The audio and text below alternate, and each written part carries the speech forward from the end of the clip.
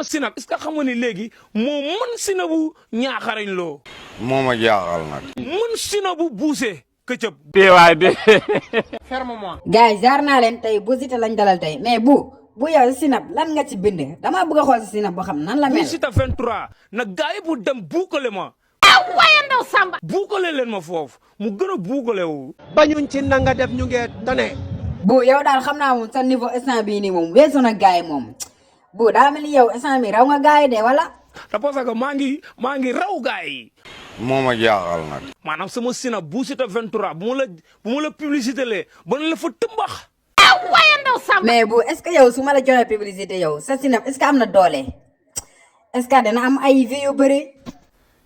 même pas 5 minutes ay millions de personnes gis ko. mais di fen rek.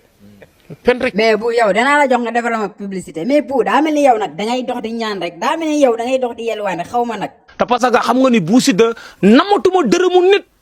moo ma jaaxal nag. maanaam guddi yi si loxo yu ma nekk soxlaatuma dërëmu nit. loolu wax la déggin la laaj. mais bu yow ñaan bi nga war a bàyyi quoi ñaan bi nga war a bàyyi gars yi bu kenn may bu Siteu quoi bu ko kenn may dara. ku yaakaar ne nga téye sa xaalis nga ñee bu Siteu nga nay nga yaakaar naa la tudd su ma lay tudd dama naa maa ngi sant di ku nay la.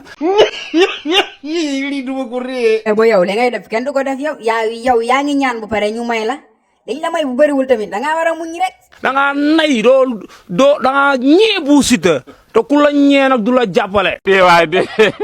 ferme-moi. kon baax na jegem gars yi dañ laa ñee quoi moo tax duñ lañ may wala liñ lay may du bëri moo tax nga naan gars yi dañoo nay non bu daalu nit quoi mais gars yi jaajëf bëggee naa leen abonné leen.